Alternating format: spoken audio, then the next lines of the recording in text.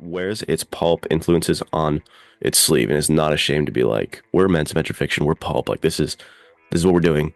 If you don't like it, see you later. And it's just full blown like one of the most pulpy stories you can watch.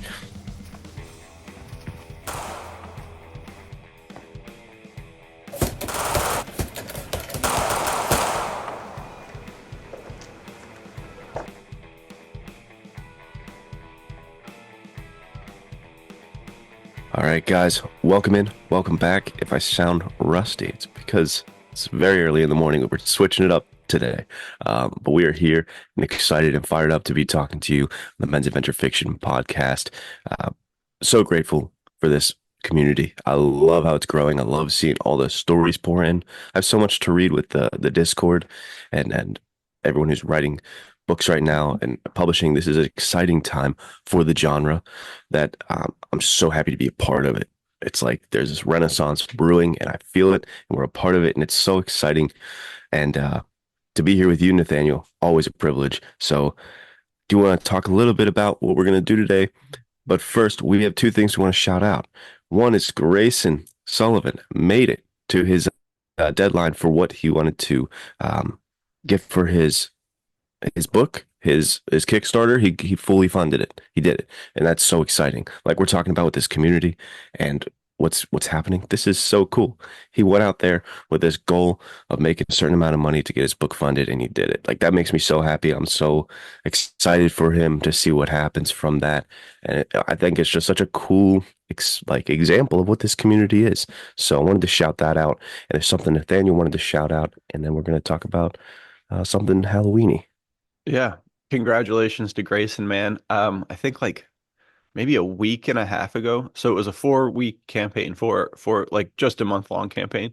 And he was halfway there and it was looking intense, dude. And this is like a classic men's adventure fiction story. Came in clutch. Everyone came together in the last week and he is surpassed his goal by a little bit. But the campaign does not end until um noon of today, the day that this goes live. So if you see this, we'll leave the link there.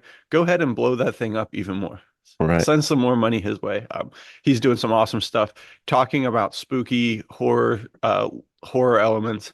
A lot of his stuff has that. It really pays homage to Robert E. Howard's Conan and all the other stuff that he does, and it really gives that kind of spooky Halloween kind of vibe. So if in that in that light, also check out a Substack for some really good horror story shorts that are also sword and sorcery that kind of bridge that gap. The other thing that we wanted to talk about was our man W.S. Wentworth, uh, totally out of the blue. He posts on Instagram and in the Discord that he carved his Halloween pumpkins with the Men's Adventure Fiction logo this year. What an Too absolute cool. honor, dude. I can't believe it. I know that was so awesome. That's like such an intricate design too. So first off, great with a knife. This guy's Yeah, the dude. best with a knife. Like, don't It's come near too this guy true. if he's with a knife.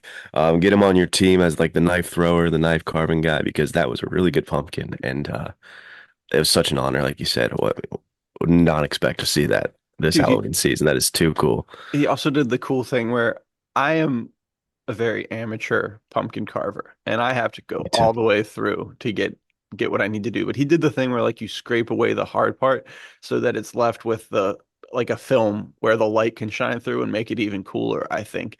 I think that's what he did. But like I said, Yeah. I'm a bad pumpkin guy, so he could have done anything and I would have no idea. And it looks so good. It's crazy. Like you said, such an intricate design. Um, but yeah, very cool. Cool to have these two little things that kind of touch back to Halloween because we are doing this is a little bit of a Halloween event today. Which another thing is, I believe the last of your Halloween spectacular short stories went live yesterday, right? Yeah. Yep. There you Yep. go. Yesterday. So if you're really in the So mood, you you could got you could check them all out. 4 horror short stories to read. It's four, right? Yeah. four All weeks. right. That's awesome, Yep. dude. There you go. You got four of them, baby. Um, But today we're going to touch on something that really has its roots in men's adventure fiction and in the horror genre. And it's perhaps one of the best examples of the two coming together. and I don't know if you could tell from what I'm wearing, but that's going to be the Mummy franchise. We're going to talk about the original three, and we're even going to touch on the soft reboot, total change of story with the 2017 Mummy with Tom Cruise. But this is just an incredible series. I had seen the first one years ago when I was younger, but me and Luke actually kind of pushed recording a little bit for this so that I could get caught up on all three and rewatch them. And they're really good movies. And I feel like Yeah, I love them. the last two seem to get a lot of hate, but I actually really enjoyed both of them. Dude, I'm in the same boat as you, especially three. I hadn't watched three until this year. Yeah, this year, I think, earlier this year, because I'd always heard it's terrible and it was never on a streaming service. So I would have had to pay for it. And I've always heard, no, it's so bad. I was like, I'm not going to watch it. I got to wait for it to be free. And then it finally was. It was on HBO Max. So I was like, I'm going to watch that. And I loved it. I was like, what are people talking about? This is so fun. This is ridiculous. And that's where I got to get better at if I want to see a movie, just seeing it. If I hear it's terrible, because The Mummy 2017, you said it was? Yeah. Same thing. Like we pushed recording so you could watch those, and I could watch Mummy 2017 because I didn't. I always heard it was horrible. I was like, that doesn't sound interesting to me. I love the other mummies. If it's horrible, I'm not going to watch it. But it wasn't that Uh-huh. bad. Like it's certainly not. I don't like them as much as I like the Rick O'Connell stuff, of course. Right, right. But it's not horrible. It's pretty good. And I think like the tail ends of it, you see like a lot of men's adventure fiction set pieces, and Yeah. like it almost felt like an Uncharted film in the first like 15 minutes, and I Yeah, was like, dude. that's kind of sweet. So yeah, there's a lot of good stuff in all of the Mummy movies. Yeah, I agree wholeheartedly. The reason, so I'd seen the first Mummy, and obviously it's a cinematic classic, which is Yeah, super surprising though. It still has a very low rating on like Rotten Tomatoes and IMDb. And then two, it gets even worse, and three, it gets even worse. Like three, I feel like it has 17% on Rotten Tomatoes or something like that. They just did right. that movie dirty. That is a really enjoyable movie. And also I feel like we've been robbed. Anyone who likes this genre has been robbed of incredible set pieces and action if they have said, I'm not going to watch Mummy 3 because it's a bad movie. It is, I mean, there's some things that don't work as well as I'd like them to. It's, when was it made? Like 2008 or something like that. Yeah, somewhere around that, So I some of think. the I can CGI look is it a up. little rough. I mean, the second one too, I mean, for a while there, I was like, I almost like them in reverse order. Like they get better as they go on, which I know is yeah, like very insulting to a lot of people out there. And I'm not entirely sure which one's my favorite and how I would rank them, because the first one is just quintessential men's adventure fiction. There's nothing cooler than the whole movie is great, but that opening scene of Rick, so it's the like the second scene I think in the mhm. desert with the French Foreign Legion, dude. It's Dude, when I too was good. rewatching it, I was like, it's the French Foreign Legion. I was like, this is Nathaniel all over this I because know. you have in our collection a French Foreign Legion story that is quintessential men's adventure fiction, like you said. Yeah, That's what I love about The Mummy. It's like classic Hollywood because they were remaking the 1930 or whatever Mummy, right, and right. it's not as distant as distant of plots as you might think. If you look at the plot of the original Mummy or watch it, it is pretty similar. They just infused that with men's adventure fiction, with Indiana Jones, and they just smushed the two together in the perfect way. You mentioned how it might be the best. I have a hard time thinking like, what is a better blending of the two? Maybe Yeah, some people would say Solomon Kane, the film adaptation of that could maybe be for some people like the better yeah. adaptation of men's adventure fiction and horror. So you have to let us know in the comments like what is the best marriage of the two. But for me, I think it's got to be Mummy, and I'm definitely super biased because as I've mentioned before, I wasn't an Indiana Jones kid growing up. But this was my Indiana Jones. I watched the first two Mummies like 100 times as a kid. I loved them so much. Rick O'Connell Yeah, was my Indiana Jones. yeah, he is so cool. And I think what's super interesting, and like I said, I watched the first Mummy because when I was going through like, oh, what's stuff more like more stuff like Indiana Jones, more stuff like Uncharted, stuff like that. The Mummy obviously comes up. It's like number one for recommendations off of that. Um, and you definitely see the Indiana Jones DNA. But what's crazy is, and I didn't really realize this until I got further into the series and watched all three of them. But as you see that, if you're a fan of Uncharted, you will love these movies because Uncharted has so much mummy DNA. I would almost argue more mummy than Indiana Jones, which is really interesting because everyone's like, "Oh, Uncharted is just the Indiana Jones ripoff or whatever." But really, it's so similar to the Mummy. In fact, in Uncharted 3, he wears in a whole desert sequence, he wears something very similar to what Rick wears, where he's got I think it's an Arab shamag is what it's called. Like an Arabian shamag is what he actually Right. uses, where Rick's is more just a bandana. But he's got the white shirt, he's got the big scarf, and he's got the shoulder holster, dude. And it's a blatant copy of that, but it looks so good, so I don't think anyone got mad about it. And I Yeah. think, Yeah, I think I know what you're talking about.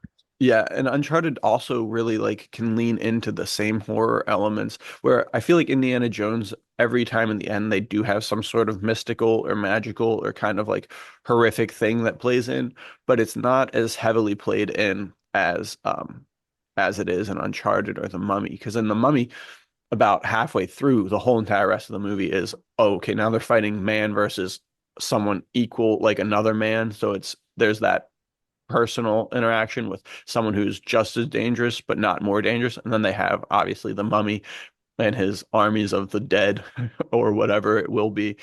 So that goes the whole entire time. Whereas Uncharted, it's like definitely man versus man. And then you get to probably three-quarters of the way through, and then some sort of creature is revealed. I don't want to spoil them for you if you haven't played the games, but there's definitely something that plays in. I think except for it's been a while since I played the fourth one. I don't know if there's anything like that in the fourth one as much. I'm Um, still like a quarter of the way through the first, so I cannot help you on this conversation.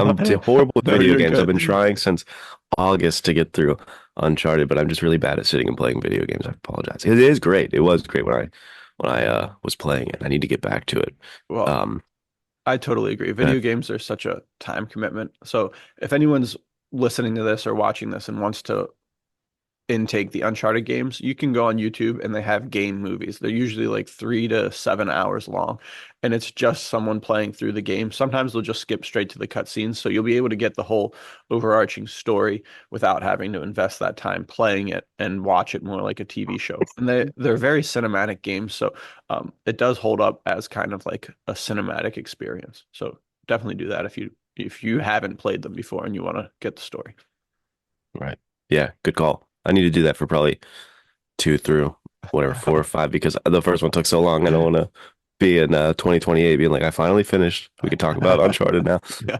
Um, Yeah, so the Mummy and the infusion of horror, and as I like ran the Pulp Spooktacular thing on the site, I love that stuff so much. I think Mummy is obviously where that was planted for me, and then why Yeah. I loved Indiana Jones so much. The second one, Temple of Doom, because to your point, that's kind of the only one that did go full bore on. We're gonna make this horrific for most of the time. Most of the runtime is going to be more horror than not. Yeah. Um, and I find that interesting because going back to I think was it the Louis L'Amour quote that was like adventure is just another name for like a bad situation. It's like Yeah. danger and it's not good and it's not fun. It's essentially the heart of the quote is adventure is danger and it's not going to be pretty. And I think when you infuse horror, it's like there's real terror involved. And so adventure and terror, I think, just mix really well together. They're like peanut butter and jelly. You know, Jurassic Nice. Park, you got the terror, the terror of the dinosaurs and like this monster, and then the immense adventure fiction of whether Right. it's Owen or Alan Grant. Like you, mixing those worlds, I think goes really well because it's a really nice metaphor for what adventure is, which is terrifying. Right. And it's also nice too because in a lot of just straight horror movies, it's possible, and I'll be 100% honest, I have not watched a lot of straight horror movies because it's not really my genre. But in those movies, it's totally possible for the heroes all to die at the end, right? Like that's a huge Right. aspect of the trope in the whole genre overall. But what's cool is when you have men's adventure fiction and horror, you know that there's a chance that the hero is going to rise to the occasion, which is what's so cool about The Mummy specifically is like you've got this character who is um, a total badass, and then you have Eevee, who is also one of the greatest men's adventure fiction women character of all time, which and we've talked about this before. We need to do an episode that highlights all of the women from men's adventure fiction Right. because I personally think some of the greatest female characters of all time are in this genre. Because this genre often will get, they're just damsels in distress. But if you've ever read any of the John Carter books, Deja Thoris, the main female, she's such a badass and she does incredible things. Like there's times when she has to get saved, but there's also times when she'll kind of like take the reign and she's fighting right there by John Carter's side, which is exactly what Eevee does throughout the whole entire series. It's cool to see her go from this very like bookish lady to someone who is an incredible fighter, a total badass herself. And then you even have the brother, Jonathan, who is great comedic Right. relief and hilarious and a really enjoyable character. But he also, I think in the second one, he won like the Fox and Hound shooting contest several times and he references that. And then he's like an incredible sniper. So it's just cool that you have these characters who are able to rise to the occasion and face these challenges of something totally unlike anything they've ever faced before, at least the first time around. By episode three, they're kind of a little more ready to Right. rumble. Yeah, a lot of good things I wanted to touch on with that. One, when you mentioned characters, I think that's what when I was watching Mummy 2017, I was trying to think like, okay, what doesn't work about this? Why did audiences shy away from it? I think the one thing was characters. I feel like the Mummy, was it 1999? Like the Brendan Yeah. Fraser Mummy, the characters are all incredible. Evie is my favorite female men's adventure fiction character. I Yeah, love her, she's and that's great. why Noah Redford's wife in my series is a librarian to shout her out. Oh, that's Um, sick. because she's the best, and I'll get to that in a minute. But the characters, every one of the side character or main character or just a titular, you know, off in the distance character in the Mummy 1999 is amazing. Yeah. And in the Mummy 2017, the characters were okay. Like they kind of all served a purpose, but they weren't pop off the screen like, whoa, I Right. love these guys. Because even think about, and this is kind of a tangent. I didn't originally want to bring this up, but the Egyptian like the guards, the Yeah. guards in the Mummy that are like supposed to protect those guys were awesome, and they're very complex. And at first you're like, well, these guys are bad. You're against Rick Connell. I don't like that. And then they kind of become on the same team, and it's like, I don't know. There's so much more complexity in the characters in the original or not original, but the Brendan Fraser Mummy series. Right. You're talking about that's the Medjai, right? Is that what it is? I couldn't remember the name, but this, yeah, Those they have like the black like Yeah, thing dude, around those their guys are eyes. so cool. I don't remember Hmm. what the one guy's name, the main leader of that group. He Right. has the sick showdown sword fight with the really cool uh one main bad guy in the second Mummy. And they have like in the beginning they have a sword fight and he's like, "Oh, you're not too bad for a Medjai." And then he's like, "We'll see about that." And then later they have this like awesome confrontation. I think that's what's cool to your point is that it almost ha has an ensemble cast feel or like a team coming Hmm. together because there's in certain movies you're not going to get, oh, this side character has his own moment where he becomes the hero for at least like this 10-second or like 2 minute scene of him sword fighting the other dude. And they definitely do that. Like you're totally invested in this guy and Brendan Fraser's character, Rick O'Connell and Evie and Jonathan and Alex all kind of fall to the wayside while they focus in on this guy who's only kind of peripherally involved. I mean, he's like a big character, but he's not one of you're not here for that guy's story the whole entire Right. time until all of a sudden you are, which is really cool. That's a good point.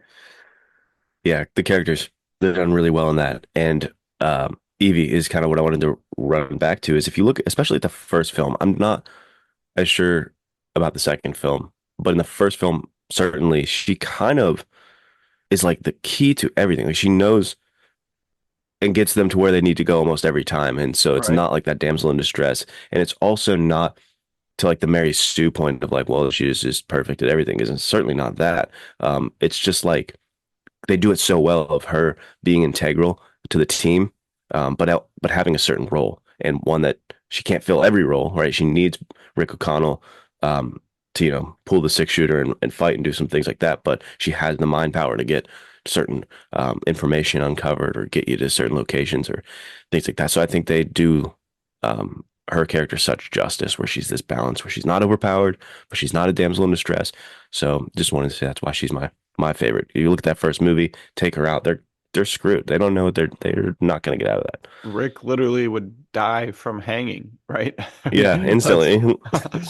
yeah, I think that that's really cool. There's almost a question of who really is the main protagonist, which I think is what's so sick about touching back on Noah Redford, especially the one that you released semi-weekly or bi-weekly. I can never tell which one is which. Yeah, Rebecca and Noah are both very much main characters in the story, you know? Like you have this whole entire time where you're like, oh, this story is just as much her story as it is his story, which is exactly what happens in The Mummy, where it's like, man, this is totally Eevee's story. And through the first half of the movie, it really just almost is exclusively her story. Like I said, she literally gets Rick out of jail and out of a death situation because she knows that he's got the map locked up in his head, and that's the only way that she's going right, to find what she needs.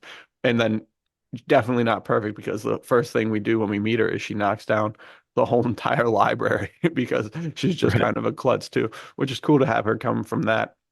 And then just a little time with Rick, she becomes this like badass sword wielding woman as well. So it's very cool to have a strong female presence that's very entertaining and enjoyable. So I really enjoyed that. That's the one very sad downside to me about Mummy 3 is that they recast that character, Evie. And I looked it up. It's because she was like pregnant at the time, I believe, and didn't want Yeah, to be involved in that. There's a lot of stunts. I get it. It makes sense. But I would have like halted the whole production until she was back because she's the best. And yeah, I don't, not that the new Evie didn't do a great job. It's just you can't beat the original Evie. She was great. I don't know. yeah.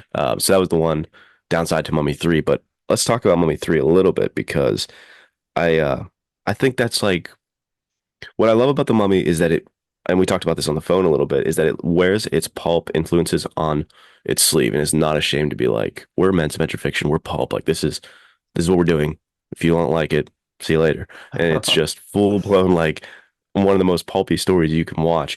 Um, and I think they even upped the ante with that one, the third one. I think there was just like full bore, like there's literally spoiler alert if you haven't seen it, but there's literally Yetis in it. And I think I texted you that too soon because you said you weren't even that far into it. But there's like snow monsters and stuff like that. Like they really like think about these old Doc Savages and like some of the crazier outlandish plots you had in some of these men's adventure fiction magazines and dime store novels and stuff like that. It really embraced that, and it was like we don't have to be that serious. This is very fun, and we're okay to be silly. And I loved that. And the third one, I think, took that a few steps further, which was really fun for me.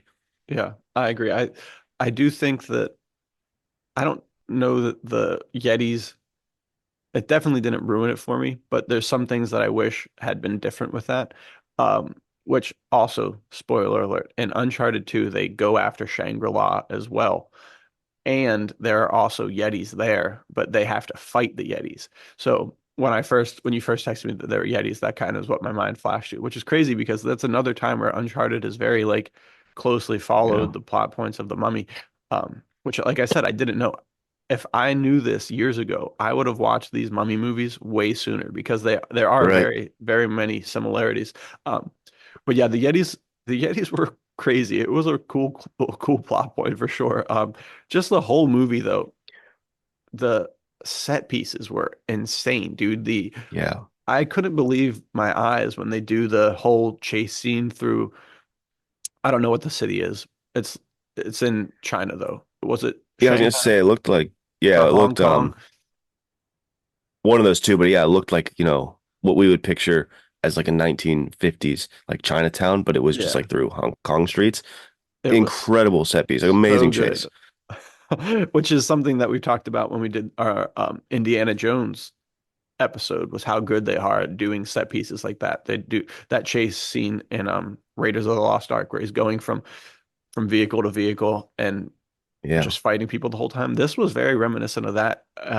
And with the modern ability, it was so good. And I think that that one really did not seem to rely too much on CGI. It was very had a lot of practical effects, had a lot of really interesting things happen.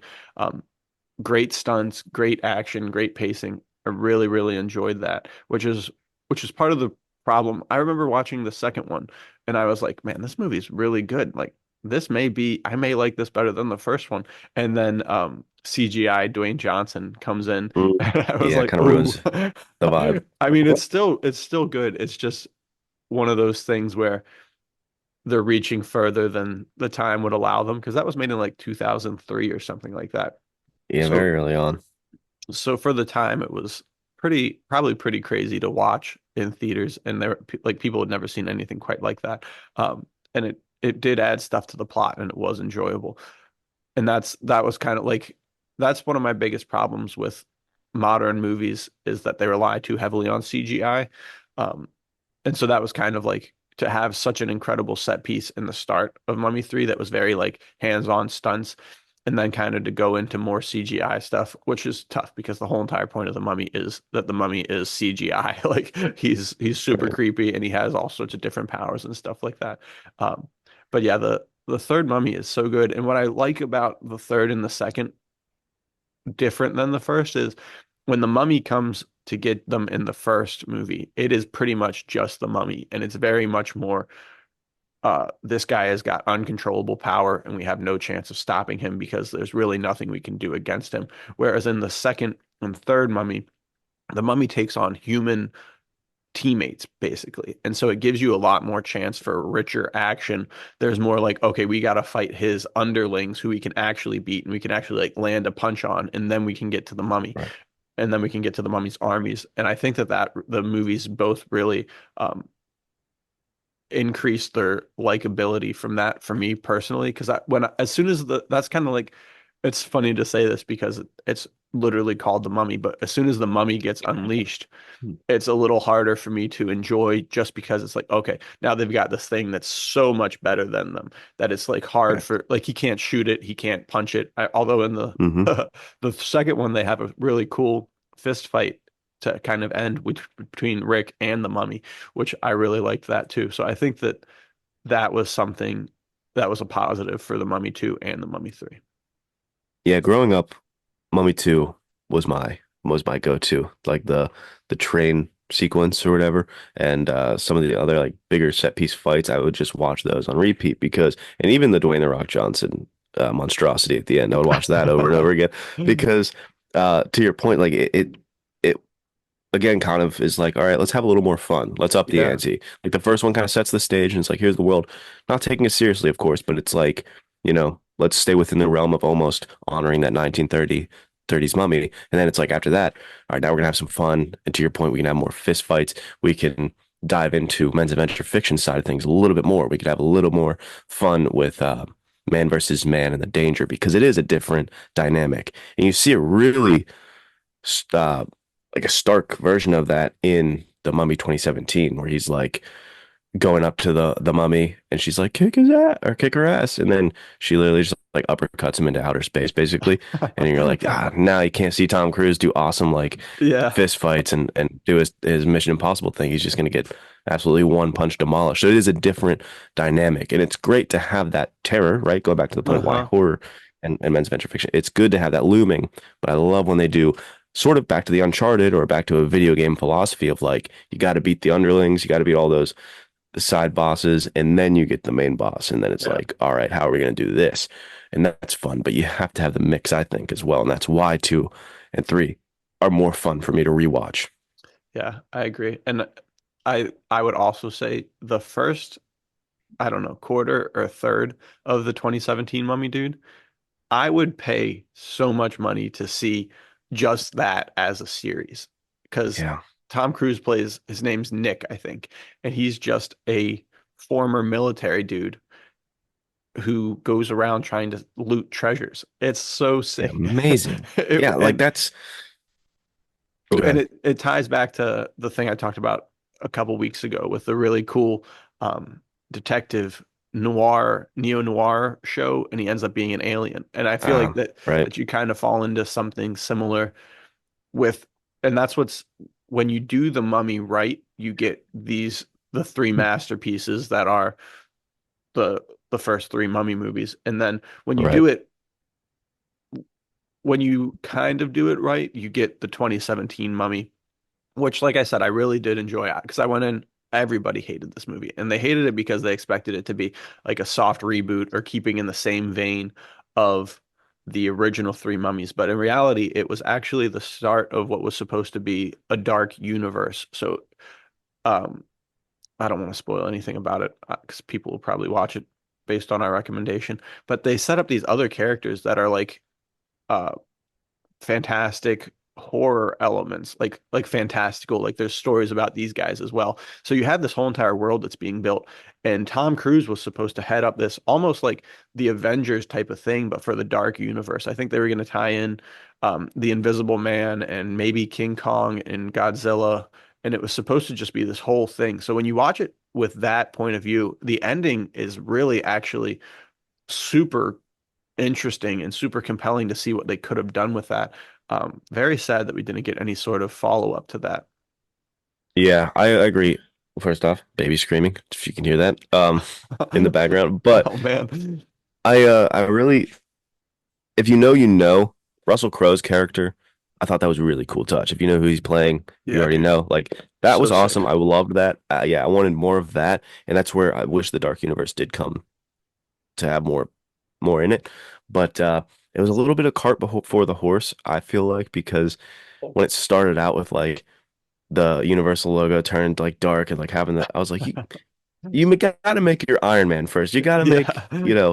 Thor. You gotta do the movies first. Get us invested. You can't just Avengers, because that's kind of what Justice League did, where they were like, oh, Marvel did that. Let's forcibly make one ourselves. Right. You gotta build that right. You can't just force that. And Right. I don't know. I was trying to start with Tom Cruise. That's a great start because that guy's like box office gold most of the time, but he couldn't even Yeah. pull it off. That's crazy. I That's know. crazy. Well, that's what's so tough is, and I think that that's what they did wrong because so much of film success or failure is based on advertising campaigns and Hmm. having such a cult classic in the original 1999 Mummy, to have the name associated with that and to not make it abundantly clear that it was not going to be anything like those, which is interesting Right. because it is like those to some degree, but it's also not like those, and it's trying to tell a different story and do a different thing. So I think if you had these as two separate entities in your mind and the whole world did, they would watch them and be like, okay, cool. This is almost like this is pushing into superhero territory. Like this Hmm. is not necessarily, this is definitely not Brendan Fraser's Mummy. This is something different. And I think that it would have been received a lot better, which is a bummer that it wasn't because it was a very entertaining movie. But what to circle back, what do we have to do to get Tom Cruise to play this character in like a prequel series where he's just going around stealing treasure? That would be so sick. Yeah, yeah. To circle back to that point, that's one of the things I wanted to really touch on is the bookends of this movie, like I said, are my favorite parts, where it's outside, desert set pieces, and it's very men's adventure fiction, very Uncharted to me. I know I Yeah. haven't played too much of it, but it very much felt like that. When he's like on the roof crawling around and getting shot at, like that felt Yeah, like dude, an so Uncharted good. level. Um, and it's just to me, it goes to that, to that, to that, and then you meet the awesome Russell Crowe character, and it's like I'm into that. But then why is the movie indoors for like 90%? Why are we just in Yeah. dark rooms? Get me outside again. What is happening? So I don't like that and I think it's again a cart before the horse of like, we gotta set up this universe. I gotta tell you everything right now. Yeah. Exposition, got a lot of it. Yeah, that's And true. it just held us back from having what you said would be perfection is if I could see more of him outside getting treasures while facing up against horror monsters, please. I mean, Yeah, that would be dude. perfect. So, yeah, the first 15, 20 minutes of that, absolutely on par with the Brendan Fraser mummy stuff. Yeah. And then the end is so cool too. When Yeah. you see him sitting on the horse and he's got all this like sick classic men's adventure fiction costuming. Um, and quick aside, Jake Johnson is in the Mummy movie, and he's most famously from the TV show New Girl, and he does a really good Mm. job in the Mummy 2017 movie. Um, but back to the costuming. Uh, Tom Cruise's outfit in the first scene, he's got on like this sick green unstructured military jacket, kind of like a blazer, and then he's wearing a really nice thick higher collar Henley. And it is very Uncharted. It is classic men's adventure fiction. I remember seeing the trailers for that, and it just looks so good. And then at the end, he's got on this kind of like desert fox type of thing where he has the scarf wrapped around his head and everything like that, which is something that all four of these movies get right. The costuming for these movies Yeah. across the board is so good. And I think we talk about this a lot with like you have a character who has something of a uniform. He has different clothes that you see and you're like, "Oh yeah, that's exactly what Rick O'Connell would wear." And dude, the white safari shirt and the bandana and the shoulder holster, so classic. And then he changes to a blue one. He has the really cool like Sherpa lined jacket or whatever it is. Hmm. And the third one. And every time you watch this, you're like, man, this is exactly what I need to wear on an adventure. So good. Yeah, you got to get the costuming right. It goes back to the covers of Pulps, like Exactly. it's eye-catching. It's like I want to be this guy, big factor. So yeah, that the Mummy to me is the best mixture of the worlds that I can think of. Temple of Doom would be a close second after the Mummy franchise. But let's jump into a little bit of a conversation of what are other things that you go to if you want that horror and men's adventure fiction mix. What comes to mind for you first? Well, we've obviously been talking about it left and right, but Uncharted is, I Yeah. think, the king of this genre, which is interesting too, because this is going to jump into another recommendation. A lot of people also say that Uncharted is kind of a copycat of the Tomb Raider series, and we have not talked much about the Mhm. Tomb Raider, but talk about another powerhouse woman in the Right. men's adventure fiction genre. Lara Croft is so good. Great character. I played the most of the modern remakes games.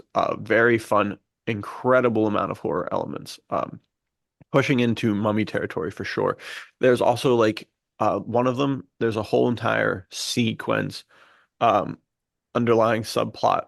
I guess it's actually just the main plot. She's facing these natives of some sort, and they're very much into kind of like devil worship or demonic connections, and they have like Mm. crazy human sacrifices.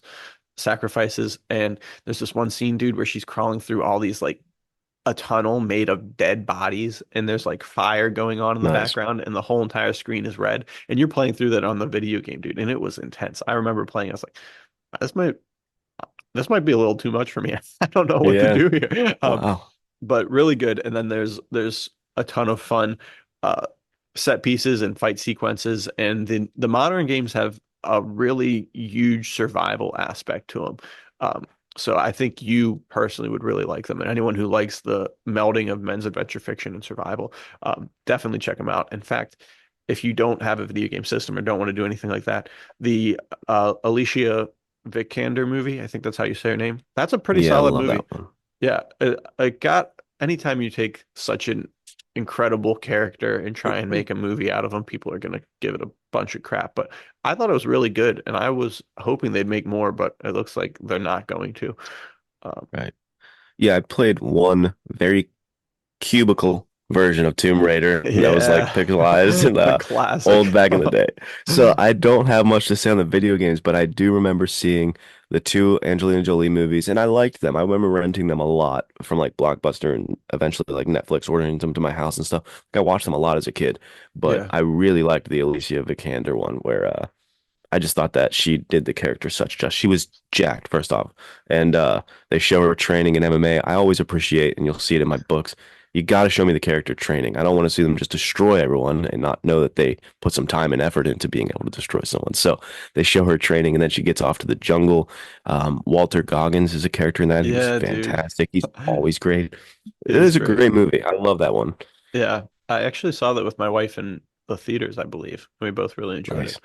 Um, and Yeah. if you want more Tomb Raider, they just released a really high quality anime, um, American anime on Netflix, and it has Haley Atwell, who I think that's how you say her name. She is Peggy Carter in the Captain America movies.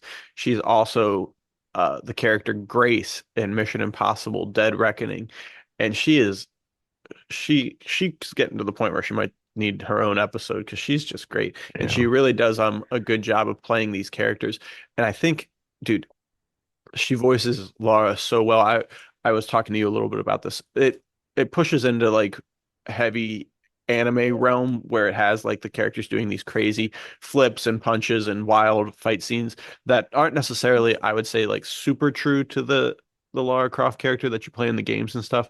Um, Mhm. like I've never seen her do a front flip or a back flip or anything like that. But the fight scenes are very cool in this anime, and it's really enjoyable. And it definitely has those or horror elements. It actually also has a little bit of um, psychological horror and dealing with depression and survivor's guilt and stuff like that. So it's a pretty Nice. intense show for just being an animated show on Netflix. I definitely recommend it.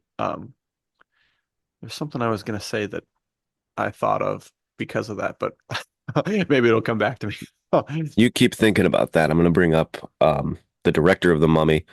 I'm not going to try to remember his name. I don't remember his name. Apologies. But the director of The Mummy also directed Van Helsing. And Nathaniel and I talked about this over the phone a little bit. I haven't seen that movie since a very, very long time. So I'm not going to touch on that movie specifically, but I do know that aesthetically, that one's got to fit in there perfectly. And it's Right. from the guy who did The Mummy. It's got, again, kind of like the Dark Universe, it's got a lot of characters. Frankenstein, Dracula's in there. Maybe the Wolfman's in there. They have kind of all the big classics, the heavy hitters. Yeah, that's Um, so cool. and so that's a good option for you. But for one that I've seen more recently, and I brought it up earlier in the episode, is the Solomon Kane film. Same kind of thing where you got the guy with the cowboy hat or like The Pilgrim kind of like hat. a pilgrim hat and the trench coat going after some creatures. That's a really good horror men's adventure fiction. The Solomon Kane um, film with I forget who the actor is, but it is top notch, and I don't think it gets much love or recognition. Yeah. It's never really talked about. So that's a especially if you're a Robert E. Howard fan, unless this is totally wrong and in the Robert E. Howard world, maybe they're like this movie sucks because it's not like true to the Solomon Kane character, but I like it. And if you like sword and sorcery and that kind of thing, that might be an option for you because it goes back to that time period where it's sword and sorcery heavy. You got magic and sword fights, Yeah. different take on it. The last one I wanted to mention was Pirates of the Caribbean. A Oh, little more classic. on like more on like the fun kids pull it back a little bit, but it's not like too horrific. But there, if you think about it, it's a curse, and they turn into skeletons, and there's some element of that same kind of spirit of the Mummy, where you're taking like Jason and the Argonauts type approach to the skeleton, getting their heads knocked off in sword fights and stuff. So it's kind of fun, men's Yeah. adventure fiction. Well, and that's something too that we've talked about too.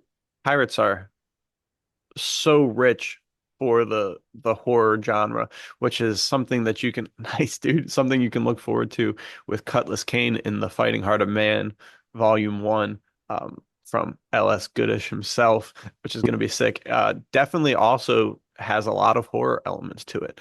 A couple of your stories in there have horror elements, so I think it's cool Yeah. to have that to see that you have this clear passion for it and then also actually be writing content that fits into that, which is really cool. Thank you. Yeah, thanks for the Cutlass Cane shout out. Oh Because yeah, of it's guys, course. it's almost time to do a little more revealing for our kind of collaboration, the Fighting Heart of Man. It's getting close. We won't make any big reveals here right now, but we will say that coming up, um, we're going to hear a little bit more. We're going to start to reveal some of the characters and the stories that we're going to talk about. And Nathaniel, if there's anything you wanted to say, I just wanted to say this has been the most exciting thing I've ever worked on. Seeing Nathaniel's stories come in and being like, this is the best thing I read all year. Like this is what I want to read. And it's Thanks, Nathaniel man. sending it to me for free. Yeah, no, absolutely. And then I'm trying my best to live up to the Nathaniel legend here and write my stories and we're putting them together. I think this is going to be very fun. Yeah, that's it's been an absolute treat for me. I just getting the opportunity to read it, read the stuff you're sending, which is just top notch, dude. I remember I've said this like countless times now, but when I first started reading the Noah Redford stories, I was like, this is it. This is exactly what we need.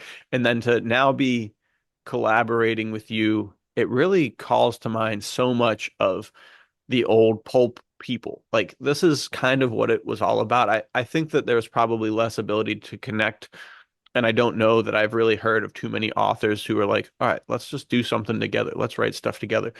With the exception of perhaps my two of my favorite authors of all time, Stephen Marlowe and Richard S. Prather, who literally they both have characters who kind of have similar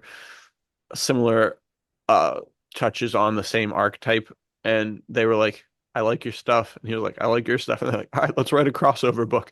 Um, but other than that, I can't really think of anything like this. But it seems like something that is just so true to the pulp work ethic, the pulp heart of we're putting out something that has 11 short stories and half of them are yours, half of them are mine. And they tell these really great stories that are going to just hit straight to what we love about men's adventure fiction. And I mean, it's the coolest thing ever. It's an honor to be on the page with you, brother. So thanks for making this happen. Thanks for Same.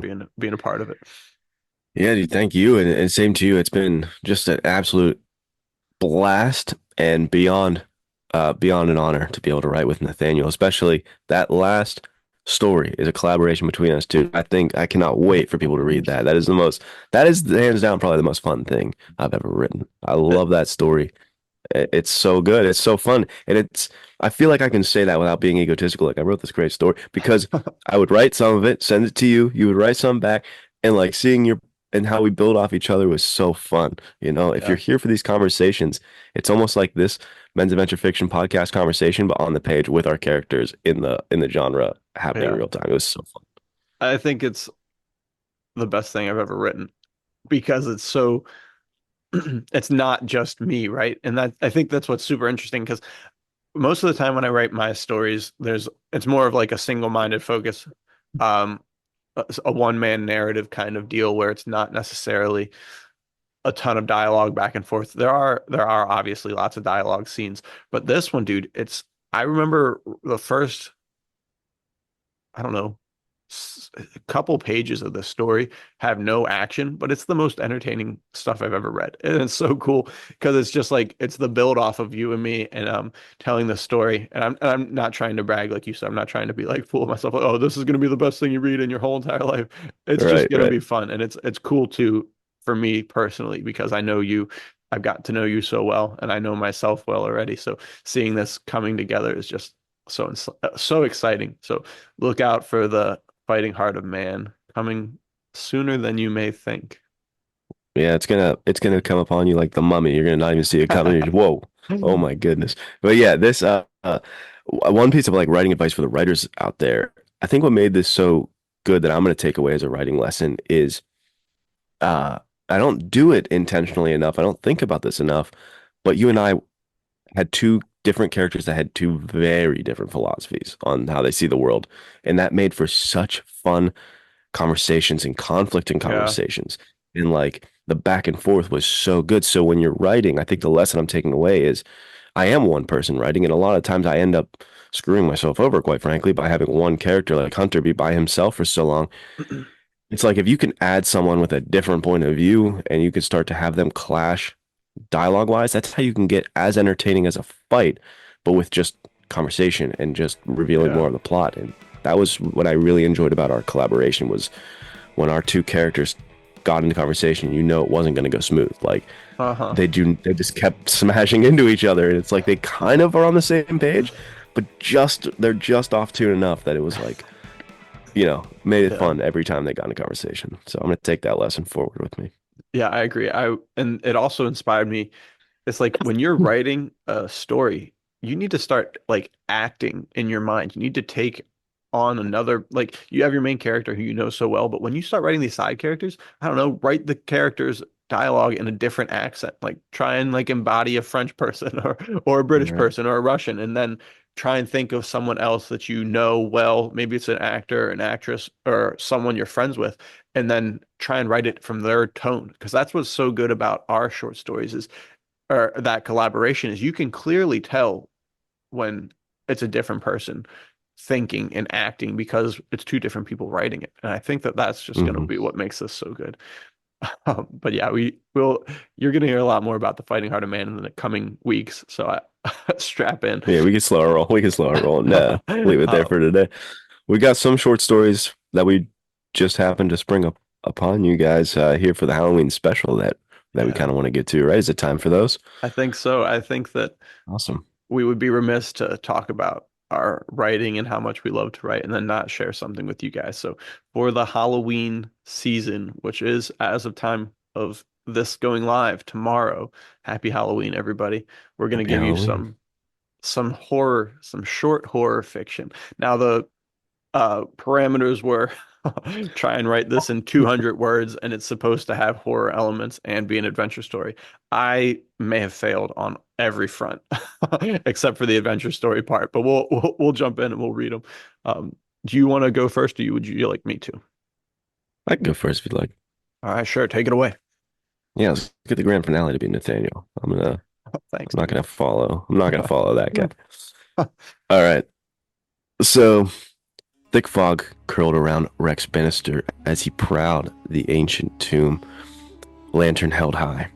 The air was musty and heavy with the scent of time-worn secrets. Beside him, Varrock, his guide, trembled, murmuring warnings in a hushed tone. Bannister, however, merely grinned, his fingers tracing the butt of his revolver. He wasn't much for superstitions. Then he saw it, the mummy's sarcophagus, its intricate carvings glinting in the light. Bannister's pulse ticked up a notch.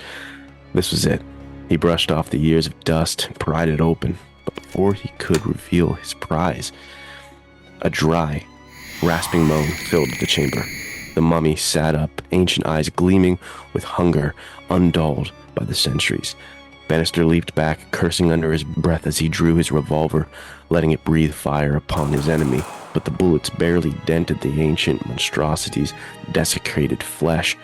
It rose, looming over him, rotten bandages unfurling like the wings of some hellish bat.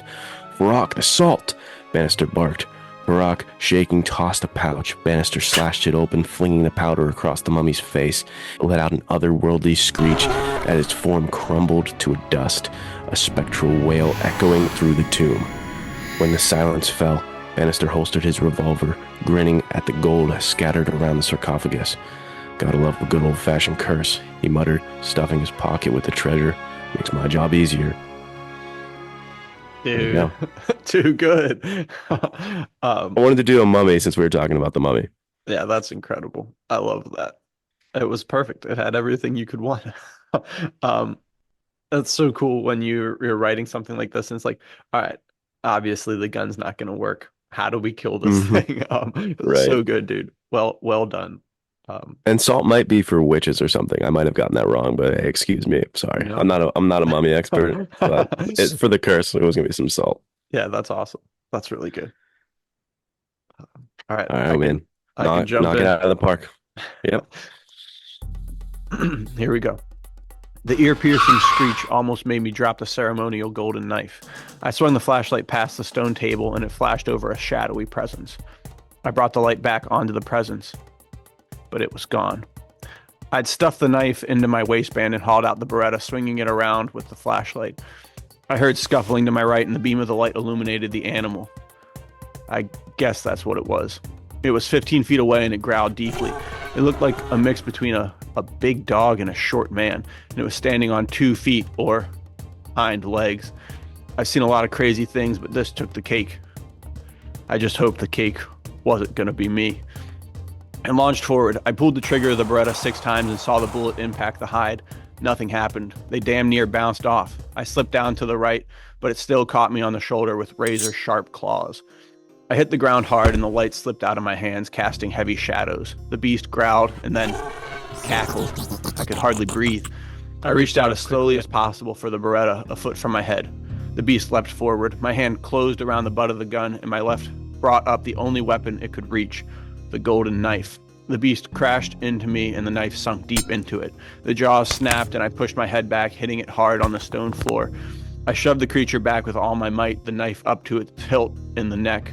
It roared insane gibberish, eyes locking on me, boiling into pools of fire. It slowly hissed, not from the mouth, but all over. The creature dissolved before my eyes, and I was left holding a bloody knife and covered in the ash of an ancient beast. But I was alive. Yes, awesome. I love how both of our beasts turned into dust. That's Yeah, great. dude, it's the I only way love to it. get rid of a mummy. It is the only way. That was nice, and I don't know. I don't know what the creature was. Was that a werewolf or something? Because I was getting werewolf vibes a little bit with Dude, the hind legs. I don't know either. That was great. I think it might have been. I think that's what's fun about that story. It was keeping it ambiguous, right? It's almost like that principle in horror movies of don't show too much, let the mind scare you more than what we show you could ever. So that was good. I like Yeah. that. Thanks, man. I appreciate that. I've never written anything in the horror genre or that even touched on it. So I was like, this is pretty much just an action scene. Like, well, whatever, we'll go for it, which is what Right. we love about The Mummy 2 and The Mummy 3. So Yeah, because I'm with you, man. The actual horror genre, not my thing, because usually the toughest, most men's adventure fiction guy gets killed first, and that is so disappointing to me every time. it Every time is. I pick a character, I'm like, yeah, there he is, this stud. Oh, he's dead. Okay, fantastic. That's great. Yeah, before you can even Um, finish saying how much you like him, he's gone. I'm like, yeah, and then it's okay. So the this is a side tangent, but real quick, the Texas Chainsaw Massacre 2003 or whatever, the remake. I remember this was the first time this really clicked in my head that like I don't like this genre. I think this is stupid for this reason. And it was that thing about like the first guy who was the badass tough guy. I was like, all right, he gets killed, and then I was like, all right, this guy's pretty good. Like I think he was in the Uh-huh. military or something. He's all right. Oh, okay, he's dead. And then there was like a nerdier side character played by the guy who ended up playing Jay Colina in Kingdom. It was great. So I was like, Nice. all right, this guy's semi jacked. I guess I could. Okay, he's dead. All right. And so I was like, Dude, you know what? no. I'm sick of this genre. I was like, I'm sick of you guys killing the cool guys off. Yeah. Um, Yeah, that's but yeah, tough. one last recommendation that your story sparked in me was I thought werewolves. Have you seen the trailer for? I think it's called Werewolves with Mm-mm. Frank Grillo. So No. this, I think it's exclusively in theaters, which is a little disappointing because I wanted to like watch it at home on Halloween. I don't want to go out to the theater to see Yeah. this that much, but it looks like an absolute classic men's adventure fiction meets horror to the extreme. Like it almost looks like The Purge meets werewolves, where Oh. I think they'll, like you see these guys in the trailer, like in collars, and then they're like turned into werewolves and let out, and then you see like Frank Grillo on like top of a car with a turret, like shooting werewolves, and it looks like this Dude, that's crazy sick. action adventure. So maybe That's check really that out cool. this Halloween season as well. Well, there you go. Yeah, that sounds awesome, dude. Uh, very cool. It's cool to have good horror content that also stays true to the heart of men's adventure fiction. And then you can binge it for Halloween because that's Right? tomorrow. So enjoy it. Enjoy it while you can. Absolutely. This is dang. This is the season for sicknesses and for Halloween films and horror and men's adventure fiction. So we appreciate you guys being here. Thank you for staying tuned for another episode and Yeah, being a part of the community and commenting and getting a part of the Discord and helping Grayson Sullivan meet his goal. That's huge. And W.S. Wentworth, thank you for that pumpkin. That was I know, amazing. dude. So Such a sick. cool thing.